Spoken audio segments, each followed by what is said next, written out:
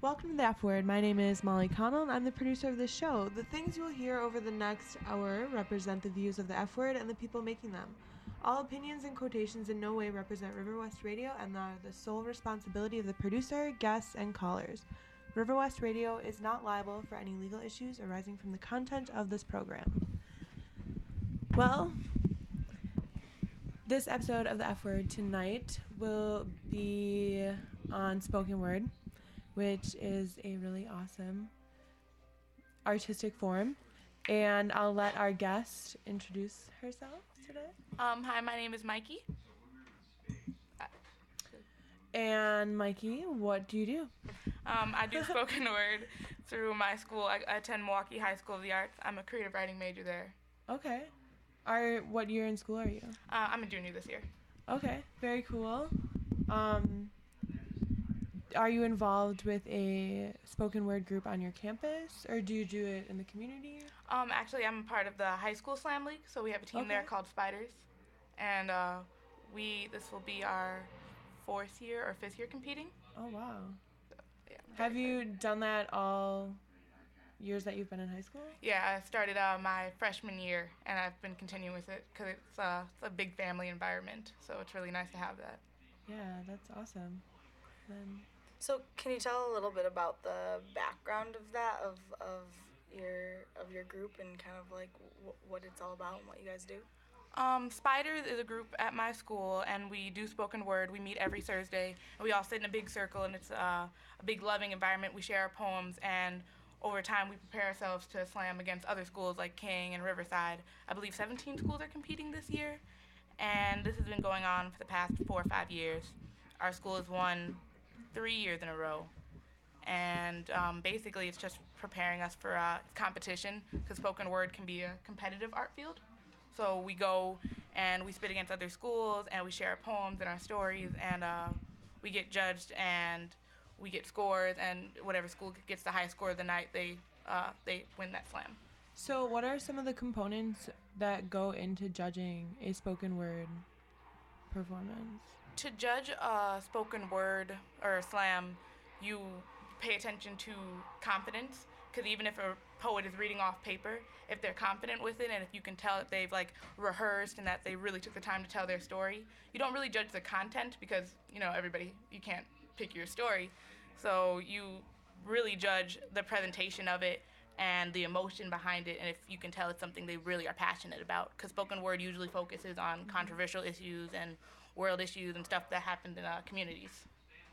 So you mentioned something that I found really interesting when you were talking about the environment of your group, and when you guys meet and do all of this, and is it the same in competition, or how does that work? What's the... It's definitely the same with competition. We have a saying where it's not about the points, it's the poetry. And we all go and we meet a lot of people. Some of the closest friends I have are from different schools, awesome. And I've met them through poetry. And it's a really amazing environment. Cool. So do you do any collaborations outside of your school with other high schools at all? Or other people from other high schools?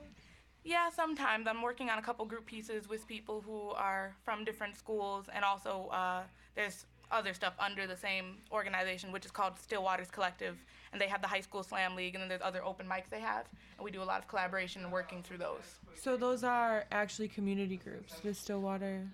Yes, it's to gather people from all over the city of Milwaukee, mainly youth, and to have them all work together and learn from each other and to share poems. That sounds like a really powerful organization. Mm-hmm. How long have you been a part of that?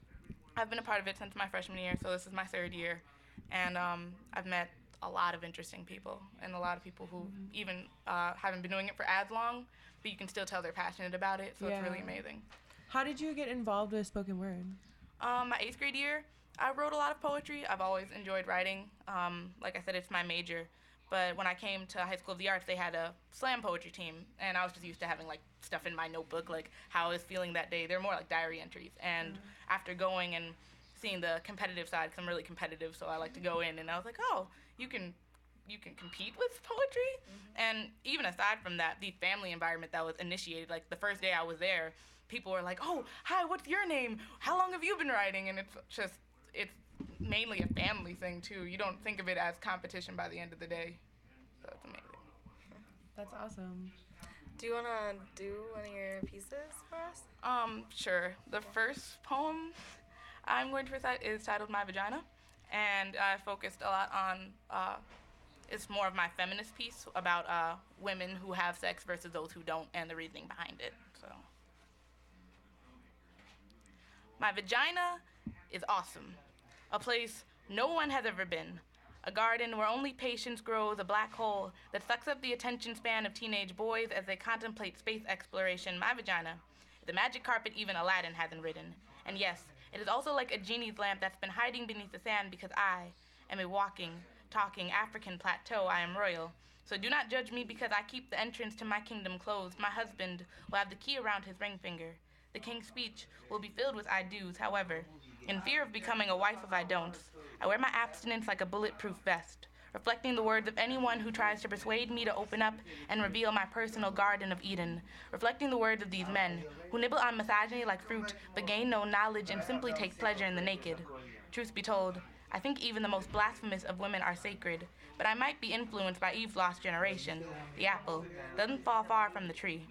We, the ladies, have spent too much time slithering into beds beside serpents, forgetting we once stood up as monarch, butterflies, forgetting we have wings and we don't need to lie on our backs to prove we also have spines, thinking maybe if we bear everything, I'll find myself, while others neglect abstinence because of their father's absence. Magicians never reveal their tricks, so I try hard to keep myself covered. Don't misunderstand me, though. Whether a girl puts out or if she doesn't, if she is a Virgin Mary or Mary Magdalene, if she wears tiaras or lingerie, she is always a queen. She must not let anyone dethrone her into being anything lower. Whore and slut are not appropriate nicknames for goddesses who are created in God's image and are perfect in every single way, single or taken. Women need to love themselves before loving anyone else, even when they are dumped. Feeling like garbage should not be an option, remember. One man's trash is another man's treasure, and I'm not just referring to her chest. It's about what's buried inside her heart. The X chromosome marks the spot. Check our anatomical maps. Females hold magic in their genes. We have the power to cast life from between our legs. We shed blood like clothes every month. We are naked. I am naked, bearing my soul at a poetry slam in hopes of finding someone willing to clothe me. And excuse me if I'm being a bit too open like legs on a Sunday night, but I won't repent for this poem. Instead, I pray there's an atom waiting to split and clean the mess serpents have made of me. However, I don't need him to sweep me off my feet to remind me I am grounded, feet planted, and head raised towards the sun. I shine brightly because I am a woman, and I am awesome. That was seriously beautiful. Thank you. Seriously. The first time that I heard spoken word was, or this slam poetry was with the First Wave Theater Group. And to see the kind of communities that they create, Alita creates, and I feel so thankful for being connected with all of you because that was a beautiful poem, and Thank you. I'm really glad that you could share that on our show, and I'm glad that young people in Milwaukee are making spoken word and making these slam poetry and claiming it for themselves as an art form and taking it to competitions with 17, you said 17 other schools are going to be in your next competition. That I think it's going to be quite a fierce competition. Well, first of all, you're a beautiful artist, but second of all, you have a lot of insight too, and that's something that I heard in there, like, as a woman and as a person, that I just find really fascinating. I mean, you obviously have strong opinions about some of these things, about women and feminism and that kind of a thing. I mean, would you be comfortable speaking on it at all, or? It's a hard one. You just said everything. To round it up short, there's a lot of like stuff that happens like in high school with people who decide to like either have sex or not. And as a woman, what you do with your body is often judged by those around you. So I personally don't care what anyone else does, but I don't want like to be judged on my decision, so I don't judge anyone on their decision. Right. So that's what inspired the piece after having like a discussion in class and hearing other people's opinions and how Right. some people are closed-minded. So I Right. was like, oh, Right. I should tell you about yourself in a poem. So that's how the idea came about. That's interesting. I don't know. A lot of insight. Thank you. Do you take classes that specifically are helping you develop your spoken word at your high school, or? I'm a creative writing major, and we don't have a specific like slam poetry unit. It's really like the after-school program with Yeah. Spiders, where I get a lot of like help Okay. for that. But creative writing helps with like a lot of other things, like your word choice and the history of like other genres. You find it all like coming back to you later when you do sit down to write a poem. So it's really interesting, and it helps you with all types of genres, and even stuff that's like essays and college Yeah. stuff that I'm gonna have to work on very shortly. So it helps a lot with that.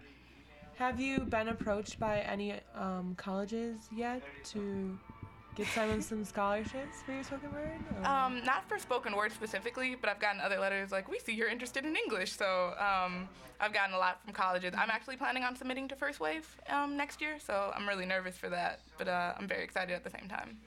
That's awesome. Do you usually just perform with other young people, or are there any collaborations that you're a part of that are like out of high school, or do you mainly just work in your school setting? Mainly I work in the school setting and with other youth poets, but over the summer there's an open mic thing called Stitch that Alita helped founded, and they have a South Side place where they have a South Side location and an East Side location, and it's called Stitch because they're stitching the community together, and it's people of all ages, and it's free, and a lot of people from all over gather, so it's like one side of the city and the other side of the city coming together and sharing their stories and their insight and a bunch of other stuff like that. So that's the only really out of teenage, I guess, slam and stuff I go to. Yeah, and you also mentioned the Backspace Studio. If you want to talk a little bit about what that is. Backspace Poetry is a new open mic series that is launched through Stillwaters. It is, hold on, let me get the card out. It's located at the Janus College Prep and Arts Academy, which is located at the Grand Avenue Mall in the lower level below TJ Maxx. And the point of Backspace is so if you're new to spoken word or if you just want to come and listen, you can come and it's a safer environment. There's no slam, no judges, no scores. You come in, you can even have an unfinished piece and put it behind the microphone. And it's really just help like newer poets grow, or even like people who've been doing spoken word for years to come and just like share and not have to worry about getting scored or judged. When did that start? Is that new? This is really new. This is actually our third one. This it's going to be this Friday from 5 o'clock to 8:30. And this will be the third one we've had so far, and they're every first Friday of the month. So, who will be performing in that? Do you have any? Is it it's open mic totally? Or? It's I'm leading a spoken word like a writing workshop kind of thing at 5, and then later the Milwaukee School of Languages will be showing up, and they'll have their we call it the School Spotlight. And they come and they're going to do some newer pieces. They're going to have some pieces in revision. And then there will be an open mic session. The theme for this month is Journeys. And the writing workshop I'm leading, the actual workshop I'm leading is going to have something regarding the theme. So you don't have to come with a poem prepared. It'll be, the writing workshop will help build a poem. Are you originally from Milwaukee then? Yes, I'm originally from Milwaukee. How do you... I was going to ask, how long do you think on average it takes you to write a piece? And does it vary? I mean, I'm just asking, what's the... It does vary. Recently, it takes a couple days because I got back from the International Youth Poetry Slam, Brave New Voices, and ever since then, seeing a bunch of other poets from all over, it was like, what am I doing with my life? Why am I still writing? So I came back home, and I haven't been writing as often as I used to, because now I'm actually like thinking of what I'm putting on paper. Because after a while, I realized, like, after going into that competition, it's like I haven't been writing for the right reasons. I've been writing for the scores and for the judging, and I had to sit down and it's like, you have to write about what you're feeling, not because of you think what other people are going to want to hear. So lately it's been taking a couple days to make sure everything I write is meaningful. But before it used to take a couple hours. Like I'd have a line that came first, like for the one I just read, my vagina is awesome. That was the first line I thought of, and I was like, yes, we're going to put that down, and that one didn't take too long. But normally now it takes a couple of days to finish a poem and revise. Are you working on any pieces for the Backspace Poetry event? No, just for the sake of I want to try to produce something new during the workshop and make other people like kind of show that it's a gross thing. So I want to like sit there and be like, well, I'm gonna start fresh with you. So it's not like I come in and just because I've been doing it for so long, I don't want to like intimidate anyone, not to be cocky, but like make anyone uncomfortable. So I want to make it a writing thing with them. Yeah, that's a great idea. So any other high school students are able to attend your workshop, or any people? Yeah, anyone. It's free. It's a very comfortable environment. Janus College Prep and Arts Academy is actually going to be a school launch for 2013. So it's a really comfy environment. There's it's small. So if you plan on coming, you have to come at 5 o'clock. Make sure you have your seat. But there's like standing room, and it's a very open environment. Anyone can come. I want to hear you do another piece. Okay. This one is titled Beer Bottles and Nooses, and it revolves around my father. In high school, it is considered social suicide to attend a party and not drink. It is more fatal when you are the only one sober. As you can imagine, I have died of embarrassment one too many times. There are gravestones planted in punch bowls, wallflowers that sprout in between bones of skeletons wrapped inside my closet. Alcohol literally scares me to death. And when people ask why, I lie and blame it on health issues. Honestly, I don't engage in drinking because I've witnessed the Grim Reaper himself get drunk. I spot his reflection in empty beer bottles, hear his voice when shot glasses clink, and smell him as a Bacardi is poured over ice. I don't care how cold-hearted it sounds, but sometimes it makes me sick. Why drink when I wake up naturally hungover from indulging in childhood memories for 6 years of my life? I was a member of The Walking Dead, a corpse where a daughter should be, would be. My father and I could have been better than this. The last time I saw him, he didn't wear a dark hood or wield a scythe, but he wore a Looney Tunes hoodie and stabbed me with drunken words. There are no apologies that can clot the wounds in our family ties. Blood has been unraveling from me ever since they gave him a life sentence in rehab. So far, only 365 days have passed. His lips haven't touched liquor, and though this past year has been clean, this slate and our relationship isn't. I've been trying to cry him a river in hopes he'd wade in these waters and wait for me. My daddy was no Christ figure. But if he hadn't been impaled with addiction, I may have never been saved from this idea of getting wasted like trash, defined in dictionaries as lacking a purpose, so purposely, I don't reply to his text messages to avoid feeling worthless. It hurts. Breaks my heart into a million pieces, and as usual, I play the adult role and clean up his messes. I've swept these words under dusty rugs for far too long now. Let's vacuum these crumbling memories. Remember me? Remember me. Don't forget to wear me like hospital bracelets, like the tattoo of my name on your arm, like Father's Day basketball necklaces disguised as nooses. It is considered social suicide at my age to attend parties and not drink. I have hung myself over countless spiked punch bowls, hoping to get daddy's attention, whether it comes in kisses or punches. Hit me just once so I know what it feels like to embrace you again. I hold myself together with scotch tape and blue lines in notebooks because so far these things have been a way better father than him. My daddy reminds me what death looks like. It comes in caskets that resemble glass bottles. It doesn't get any more vulnerable than this. This isn't a form of hate, nor is it a pity party. So take your red Dixie cups and go home. My father isn't a monster. He doesn't live under my bed, but he's always in my head, and sometimes he makes his way into my heart. I forgive him for making me another statistic, for making me afraid of intoxication, and for hurting me. My father isn't the Grim Reaper anymore. Instead, he is simply proof that nothing is impossible and that addictions should never be mistaken as party invitations, so I'll sweep up the confetti tonight. Wipe down countertops and place locks on alcohol cabinets, even though there isn't a real need to. My father isn't an addict. He's just the reason I choose not to drink, and for that, I will always be proud of him.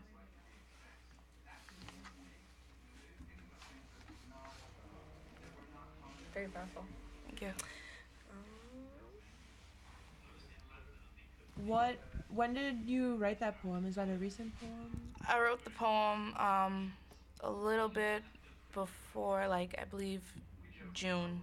June is when I wrote the poem of, before summertime. Did you write this for any of your competitions, or was this just... Not really. Initially, I wrote it for him because he had been asking me to write him a poem after he got out of rehab. So I was like, sure, I'll do that for you, Dad. But it took a while to put it on paper because I wanted to make sure I got it just right, and I didn't want to offend, but I didn't want to hold back either. So it took a while to get down. How was that experience of... Did you read this poem to your dad? Yeah, as soon as I finished it, I actually started it in church. I was supposed to be paying attention, but I just started writing in my notebook. And I got home, and I molded it a little bit, and when I was finished, I called him. And at the end, we both were just sitting there crying, and it was like, it was a good moment for us in our relationship. So, yeah. Do you take a lot of your personal experience with poems? How do you combine your personal experience and your feminist art? And like your feminist side, and kind of reconcile them in your poems? The feminist side, that's a bit more difficult. I don't consider myself very girly, so I always have different ideas on like womanhood and what it means to be a woman, because I think gender roles are stupid. So I tried to do a lot with that and explore my feelings on what it means to be a woman. And when it came to the personal, this was the first personal poem I ever wrote. I usually write about like controversial issues and take on the form of a character because I don't like addressing personal stuff. But that one I felt needed to be written. So especially because he'd asked. So that was gonna be my next question. Is like, you know, do people like? Do you ever like write like stories using spoken word? Do you ever do that kind of stuff, or is it all like from your own experience, your own like opinions? I usually write different stories, and I try to do a lot of storytelling. Mm-hmm.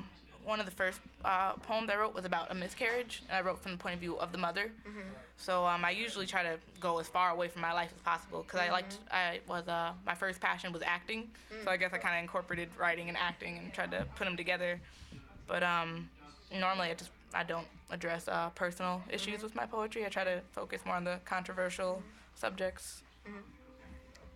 So what are some women's issues? Are there any specifically that you like to focus on with your pieces? You mentioned gender roles. I'm a big fan of the LGBTQ community, so I like to touch a lot about that because a lot of my friends are gay or lesbian, so I like to write a lot about that with like the idea of like gender roles and how they feel their places in the community. So where did you, I mean, was it like how did you start thinking about these things? Like, how did you come to the conclusions that you've come to? What did your journey look like, I think, is what we're wondering as far as, you're very young and you're a woman and you have a lot of insight about these issues. So, like, I'm just curious where that comes from. The inspiration, I like to read, and I just recently, like, with this upcoming election, I got a lot into issues, and especially with me being 16, I know I'd have to vote in a couple of years, so I started looking more into issues revolving around women and then like our placement, especially with like government and stuff like that. And then with me reading a lot, I learned a lot of things recently that I was like, oh, I did not know that. So that's where a lot of the inspiration comes from. Interesting. And do you like, so you mentioned that you have a lot of friends who are part of the LGBTQ community, and like, do you have, like, do they, you know, do you feel like they were influential in the way that you think as well? Definitely. I often say, like, I might sound biased when I make this opinion, but my best friend, who's also a poet, he likes to write a lot about homosexuality and stuff like that, and he often incorporates religion into it because he's very religious, so it's often, it's often really like, whoa, he's just talked about Jesus and gays in the same poem, so he's definitely he's my biggest inspiration. Love you, Johnny. But, yeah. Awesome. So did you only bring those two pieces, or did you bring any others? Those are the only, I have one more. Okay. But it's 9:30, but I don't know how much discussion you want to have beforehand. I'm good. I don't want to put you on the spot for another poem, but if you feel like maybe. I just think it's so beautiful, and I just want to hear more of it. but only if you're comfortable. Okay. All right, I'll read this one. This one's titled Sacrilegious. When my grandmother found out I have no interest in becoming a mother, she said we need to pray about that. All godly women need to have children, but stay pure right now so they don't arrive too early. Speaking of early, aren't you a little young to make these decisions? Drink coffee, hate, learn forgiveness, or have these types of questions you're dying to ask. She asked me if my friends are also godly women. I said yes, forgetting to mention they are their own gods who love other godly women the way I'm supposed to love a godly man. She reminded me that a woman's heart should be so hidden in Jesus Christ that he needs to find him to reach her. Church boys make the best husbands. Pray the right guy will come along and he'll love the Lord with all his might. Make sure you marry a man who is your best friend and respects you. Make sure he respects God and loves him too. I agree. Church boys may make the best husbands, but they'd never sacrifice themselves for my sins like my atheist boyfriend would. She doesn't know he exists yet. I wonder when I'll tell her.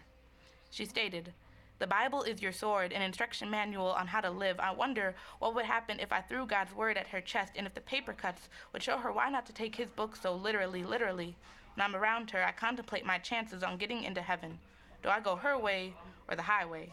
She knows I can't drive yet, so she told me, "Keep both hands on the wheel. Drive and pray with both eyes open. Eat your mouth closed. Keep your legs closed. When you're wearing a skirt, you need to sit like a lady. If you're wearing a dress, don't dance. There's a time for everything. Don't pierce your body. Don't tattoo your body. Don't let any young man entice you into letting him love your body. Remember, Jesus' body is bread. His blood is the finest of wine. Taste test your faith as much as the food you eat. Say grace. Be thankful for everything. Make your dreams come true. Make God come true in everything you do. Watch what you say. Your tongue is the worst and best muscle. You have the power to speak things into existence like God and Jesus and Judas. I'll always be here for you. God will always be there for you. You are a godly woman, Michaela. All godly women need to bear children." I heard her loud and clear. So that night, before I went to bed, I prayed God would make me infertile. What is your family's response to your poetry? My mom and my dad, my stepfather Greg, they're so supportive. My grandmother is supportive. Everyone is very supportive. There are certain poems like this one that doesn't go to everyone, but for the most part, everyone's very supportive and they respect my views, and we often they're my biggest fans. They hear the poems first. I'll be done typing. I'll come downstairs. They'll be like, look what I've done. And they're always supportive with everything I do. And it's really nice to have them around. They're also a really big inspiration. So, yeah. That's great. Do you have any siblings? I have a little sister named McKenna. She's ridiculous. How old is she? She's 10. Oh, okay. So. Fun. Are you guys close? As close as we're as close as we're as close as our age will let us be. Mm-hmm. But she, at the end of the day, I still love her, even though we're total opposites. So. You mentioned you're looking into the First Wave program. Yes, I did. Do you have any other colleges or programs that you're looking at right now? I saw that University of Michigan was listed in the top 10 for writers, and they actually have spoken word on Thursday night. So I was like, whoa, it's just like home except in another state. And then I'm looking at Alverno because I want to be an educator. So Alverno is also really good for like teaching, and their English program is fantastic. So. Those are the other schools I'm looking at. I'm gonna start looking at scholarships and see if there's any like for spoken word in other places. But I believe First Wave is the only one where it's a scholarship. Yeah, First Wave is a great program. It's a wonderful program. Have you seen any of their performances? Are there any that like stood out to you? I haven't seen like aside from YouTube videos, I haven't seen like an actual like First Wave performance. They had a recent Passing the Mic, which was in Madison, so me and a group of other Milwaukee poets got to go and stay on, well, not stay on campus, but we stayed in a hotel and we got to see their performance. They recently had a show dedicated to John Vietnam, which was an MC and a breakdancer and a poet there who passed away from drowning. I heard he saved another one of the members, and he lost his life, so the whole program was, the Passing the Mic weekend was dedicated to him in his honor. And there was poetry. We watched his submission video, which was amazing. He was he seemed like a really amazing person. I wish I would have met him. So, but First Wave, their show was fantastic. What did you perform in that show, or? I did not. They had open mic opportunities, but I got really nervous, so I was like, I'll sit this one out, you guys. But a lot of my friends did. Marina from Milwaukee School of Languages, she did a poem for Milwaukee for the very last performance, and she did an amazing job. So we were all rooting her on. Are any of your other or fellow poets planning on applying to First Wave? I know my best friend Johnny plans to. We both plan to get into the 8th cohort. My boyfriend Alex he is waiting for his acceptance into Madison, and then he's going to apply. And I'm trying to get like my incoming like freshmen and sophomores. I'm like, you need to do it. It's an amazing opportunity. So I'm gonna try to convince them to go.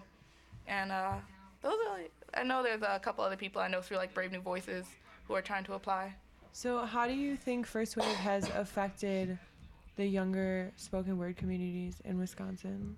Oh, that's an interesting question. I think they affected the youth poets of Wisconsin because, not even of Wisconsin, just of the nation. They really are trying to like bring a lot of people from different places together because they take 15 poets a year, and that's how they get their cohort. And these are people from all across the nation, and they only pick 15, so these are people from imagine out of all the hundreds of submissions.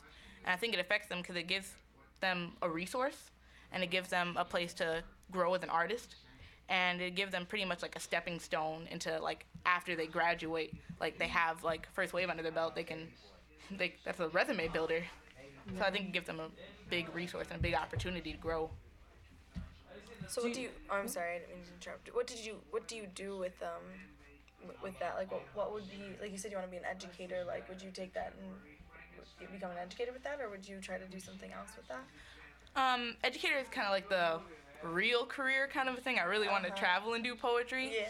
But I feel even with being an educator, like I said, Backspace, which is at the Janus Arts Preparatory College, the woman leading that, her name is Valerie, she's an educator and she sings. So I think she's made an arts college out, like a arts college preparatory out of it.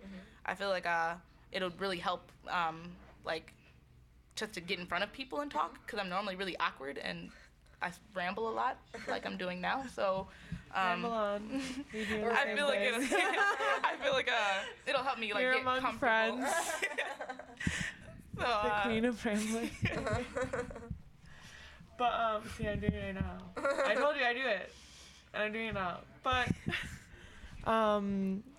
so who was all involved in starting Backspace? It's my friend Johnny and I, Dasha Kelly, who is the founder of Still Waters Collective, which helped throw all of this stuff together. She's an amazing performer. Oh my God, Dasha's fantastic. She pretty much contacted a bunch of us from different schools. She contacted me and Johnny and another classmate of mine named Rhea, and she contacted a girl named Unique who goes to Franklin, and she just contacted like people from Riverside, and she sat us all down and she was like, guys, I think we need to have an open mic for beginners and help make them comfortable, and I want you guys to set this up. That had to be pretty intimidating. It was. The first meeting, she was like, so guys, what are your ideas? And we were like, Dasha, what are you doing? You sat us down, and we thought you had ideas. She was like, nope, this is all you guys. So we sat in a big circle, and we named off ideas we wanted, like themes we would possibly want, what months we would want to host, and it came together after a couple weeks of preparation, and the first two were pretty successful. So I'm hoping that this next one goes pretty well. Yeah, that's so amazing that she gave you that opportunity. She's such a great artist to have in the Milwaukee community. Do you do any work with her? Does she help you guys kind of with your poetry, or is she just... Dasha's the type of person who, even if she has a million things going, if you say, Dasha, I need help, she'll help you. She's very inspiring. She's a great mentor and a great leader. She coached not last year, but the year before that, she coached the Brave New Voices team for Wisconsin, and she's always just willing to help and always willing to encourage Were us. you a part of that team? Not the team that she coached, Darian Wilson, he is now in Madison. He was our coach, and it was his first year, and it was everybody on the team was their first time going. So what exactly is Brave New Voices? Brave New Voices is an international competition set together by You Speaks in San Francisco, I believe in the year 1997, and that's been going on for a while now.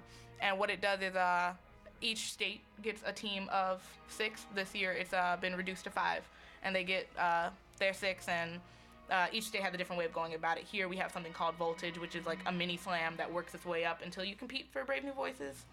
And once you get to Brave New Voices, you're competing against teams from across the nation and from all over the world. There were people from England and Taiwan and like a bunch of places that all came together, and they shared their story and their backgrounds. And it's pretty much a big slam, but not only that, we don't call it a slam, it's a festival. Mm-hmm. And there's a bunch of writers' workshops, it's a meet and greet kind of a thing. Yeah, how do you feel that having that experience, being a part of that team, kind of shaped you as an artist? Did it, or if it didn't, if it did? It did shape me as an artist because, like I said, after like making the Brave New Voices team, it became competition, and I want to win. Mm-hmm. And then there were other people on the team who were like, I'm just happy to be here. So once I came back home as an artist, I had to really sit down and say, why am I doing this? Because initially when I started, it was like, I'm doing this for the poetry. Then after a while, it was like competition came over. So coming back from Brave New Voices, I developed as an artist because it made me really think about what I put on paper and what I'm trying to say, and to make sure I'm doing it for the right reasons. So would you consider yourself a feminist artist then? I always have. I believe so, but I feel I need to, before I can actually say like a feminist artist, I'd say I have to do a lot more research and a lot more reading. When I go to college, I plan to minor in women's sexuality and studies, so. Is that usually the main focus of your poems? I guess you could say that, because a lot of times I would talk a lot about, like I said, I had a miscarriage poem, and I talked a lot about, I talked about baby brokers for one, and those are people who kind of like kidnap like babies out the womb. So it's like after a while, I was like, women don't get a lot of respect when it comes to certain aspects. So I think as a female artist, I have to try and like make my voice heard in certain situations. So I don't know if I would consider myself a feminist artist. I think I'm growing to get there. You're just growing as an artist now. Yeah. Fair. And fair. as a feminist. What are you working on any pieces right now? Is there anything in the works? Sneak peek of anything?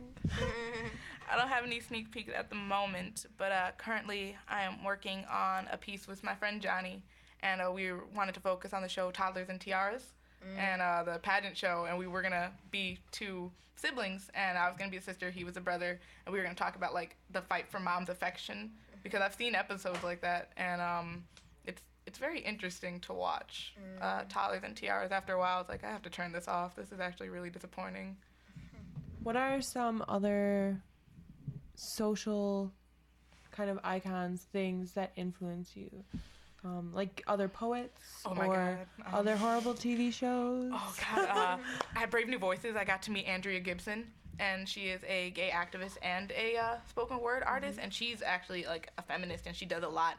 And I got to meet her, and I was dying, and I was crying so hard. She's an amazing poet. If you are listening right now, take the time to listen to Andrea Gibson on YouTube. She talks on a wide range of topics, from like gay marriage to she had one rape poem, which I particularly enjoyed because I feel like a lot of rape poems are written either for scores or they are written kind of the same way. And she approached it in a way where by the middle of the poem, I was like, oh my goodness, this is a poem focusing on rape. I didn't know this from the beginning of the poem. So she's so creative, and she's a big inspiration. So she's definitely on my top list of inspirations and icons. Is she a local poet or? No, she is from Colorado, I believe, Denver, Colorado. And yeah, that's pretty much it. She's not local.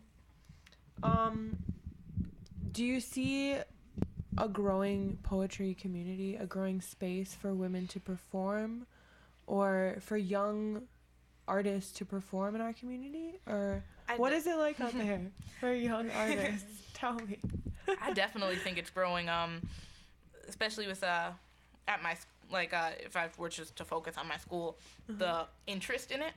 Like, there's always people coming up to me like, "Can I still join Spiders?" And it's like, you can always come and join and sit and write and recite with us. And even outside of that, there's some, like I said, the first time 4 or 5 years ago when the high school league was started in Milwaukee, it was only 4 schools. Now it's 17 schools all coming together and slamming and growing. And I feel it's for women and young female artists. There's a lot of different opportunities to come and make your voice heard. I know Dasha was talking about for one of the backspaces having like a she night, just dedicated strictly to female poets and what they have to say and the issues they face. That's really awesome. I was interested. What issues do you see female poets facing? I feel like as a female poet, there are certain topics you get scared to talk about because you feel like you're not going to be taken seriously, because it'll be like, oh, it's just because you're a female and you can get up there. What are some of those topics? I feel like one topic a lot of people don't, when it comes to female poet, is if you go up there and talk about you being a female poet, a lot of people might not take you seriously because, like, oh, well, it's like it gets interpreted as whining and not when really it's just an attempt to make your voice heard. So I feel like spoken word is really becoming, I don't want to say a female-dominated art form, but I feel like it's given a lot of like young women like an opportunity to come and talk about stuff that's going on in their world. Cool. That's very important to have. Yeah. Do you and your friends have certain issues that you like collaborate on pieces with? Is there anything that Spiders like focuses on, or is it you can make poetry about anything? This year we had a preseason, and we had a list of topics, and they were a wide range of topics. There's write a letter like a dear blank. There was ingredients. There was math, which I thought was an interesting one. So this year in particular, it was like kind of a focus. But when it comes to regular season, you write about anything and everything. What is the crowd of your club? Is it a lot of people who've been in it for a long time? Do you have a lot of new people coming in? We lost a lot of our seniors last year, and they all graduated, and they had been doing it forever. And the oldest, I believe, we only have one senior in the group right now, but we have a lot of sophomores, and we have one freshman named Janaya, who's just, every time she touches the mic, everybody listens. And she's really short too, which makes it funny because she has such a loud voice, and she like really gathers people in. And you would not know she was a freshman you would think she's been doing it for like years. So this year it's a wide range of people. How do you go about collaborating with other artists? Do you look for other artists to collaborate based on their work or common issues? Or just friends, like, hey, let's do something together? Like, what is your artistic process? Sometimes it's a friend thing where it's like, we should just work on a group poem together. Me and Johnny have been trying to write a group piece for 2 years now, and it never seems to happen. And other times it's like a lot of the newbies will come in. They'll be like, I want to write a group piece with someone. It's like, well, if you want me to be a part of it, sure. If not, I can always help, because with Brave New Voices, it is a group thing. So I got my first taste of like being in group pieces. So that was interesting. That was one where it was kind of like, I don't want to say we were forced to write group pieces, but it was a mandatory for competition. What were some of the challenges you faced writing a group piece? Oh goodness. One of the group pieces had to be rewritten because the attitude approached by one of the other members, it had the wrong type of vibe. So we had to like rotate poets and have them like figure out like who sounded better saying which line, and making sure everybody like had this like an equal amount, because when you're writing a group piece, especially for competition, you can't have one person say too much, because then it becomes considered a solo, and then the other person becomes considered a prop, and you can't have props during spoken word. So it became a struggle with like, okay, are you saying too much? Or are you saying too little? Are you saying this like with the wrong type of tone? Is this like a poem we all really agree on? there was a lot of group pieces that got chucked during Brave New Voices because the idea either just wasn't there, wasn't enough time to finish writing them. So writing group pieces is hard, and it's a check to your ego. You definitely need to make sure that it is a group effort and it's a team thing. Are all of the members of Brave New Voices, did they come from your high school, or did they come from other high schools? Last year we had a combination of Madison and Milwaukee poets. So here through like High School League and Voltage, which is still ran under Still Waters and Dasha, we competed from September all the way up until February. And poets would come in, and you would have to get the top 2 spots. You'd have to get second or first place. And we all met in March. Mm-hmm. And then we had like 12 poets. Madison brought 12 poets, and like 22, 21 of us were competing for 6 spots. Wow. That's a lot of pressure. Oh, yeah, I cried before the competition started, after round 1, after round 2, when they started announcing who made the team. And it wasn't because, like, it wasn't even just because of, like, it was like, oh my God, because everybody got emotional, like, because as the Milwaukee finalists, we had all been practicing together, and it's 12 of us, only 6 can make the team, so it was like, I want you to be on the team. I wish all of us could be on the team. So it was very interesting having everybody come together, and I met a lot of people from Madison who were really cool, like during our mini workshop we had before the competition. So you got to perform with some of the people that you perform with here in Milwaukee as yes. well as that's really cool. How many other schools did you have to beat out for that? For Brave New Voices? Or for Brave New Voices, it was just whoever attended Voltage, and so anybody from any school could have came, and that was more of an individual thing. So what exactly is Voltage? Voltage is ran under Still Waters, and it is a competition where it's an individual thing. It's not like with teams and with school, where school you can have group pieces or you can do an individual thing, but you're competing for your school. When you go to Voltage, you're competing, well, for yourself. So you say your 2 poems, you get scores and judges, and basically you're moving up from the small competition of Voltage all the way up to state finals, where you compete against like 20 other people, and then they number it down to 5 or 6. So this Voltage is in Madison as well, or is there another group that competes in the same competition? I think they don't have a Voltage per se. They have something close to it, but I believe I really actually don't know how they work in Madison. I think they have something close to Voltage, but it's not Voltage exactly. Like, I don't think they have a place everybody goes to. I think it's like held at numerous places. And I was just gonna ask, how is it decided who judges these things? For the high schools league, you walk in and Dasha will hand 5 random people clipboards, and they'll be like, you're a judge, and that's that. When it comes down to state finals, we had Valerie, who is a part of the Janus College Prep and Arts Academy. She came and she was judge, and I think they had some professors who were judges, like English professors, and then other people who Dasha were affiliated with, people who like knew like what slam was, who came and hosted, or not hosted, but judged that state finals. So do you ever have to take into consideration who is judging the competition when you're writing your pieces? When I'm writing the pieces, no, but usually it's safe to go into a slam, like especially an individual slam with 2 or 3 poems, because you see what judges respond to. Because a lot of the times you have to watch out for score creeps, which are like judges who will throw out like lower scores, and then as the competition continues, like, you can tell they stop listening and they throw out whatever like higher scores just because they get tired of listening. And then you also have to see like which judges respond to like what type of poems best. Do you get to watch the other performers perform before you do your pieces? Yes, we all sit in the audience, and I think that's why it's such a big family thing, because it's a big support thing. You don't ever sit there and you're like, oh, this is my competition, I hope you screw up. Like afterwards, like I always try to make an effort and go up to people and be like, you did a really good job. And you sit and you watch other people perform. And it gets intimidating, though, when you sit and you're watching your competition go up and they're, like, slaughtering this poem, and you're just like, what am I going to do? Yeah. Well, I mean, it's great that you're a part of such a community and that there's a community there for you to be a part of, and that community is growing. It's our 5-minute warning on the show. Okay. So usually we'll just go around, say some final thoughts, if you have any final thoughts on the show.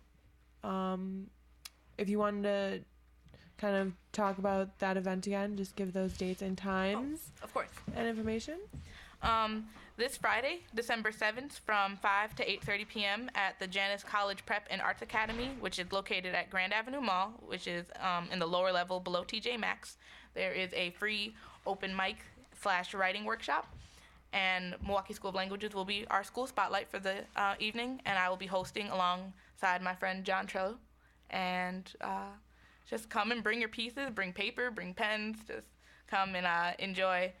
And that's an open call to everyone? Yep, correct? anyone of any age, but we're mainly trying to have it focused towards the youth. But I mean, if like someone wants to bring like their mom and or anything like that, they're always welcome to come. That sounds great. Any final thoughts on the show? Anything? Thank you for having me. Sorry for my rambling, but yeah, thank you for everyone who's listening too. Well, thank you for being on the show. That's my final thought. Wonderful poetry. It's hard to kind of build a show on your poetry when it just is like leaving you like, oh my gosh. Yes. Thank you. It really truly is great, and I wish you the best with Backspace, and I look forward to coming to the shows and maybe having you on future show, maybe, if you want to. Sure. Danielle, any final thoughts? Nothing. I just think you're a beautiful poet, and I think you have a lot of insight about women's issues. And keep reading, because it's like, I don't know, it's really good to hear that there's some and you were very positive about body image and women's issues and stuff, and I just think that's really awesome at your age to feel that, or to be expressing those ideas at this time, you know. So that's really awesome. That's all I have to say. Beautiful poetry, obviously. I mean, I'm a sucker for that stuff. Thank you. Well, that concludes the show. Thanks again. Have a great night.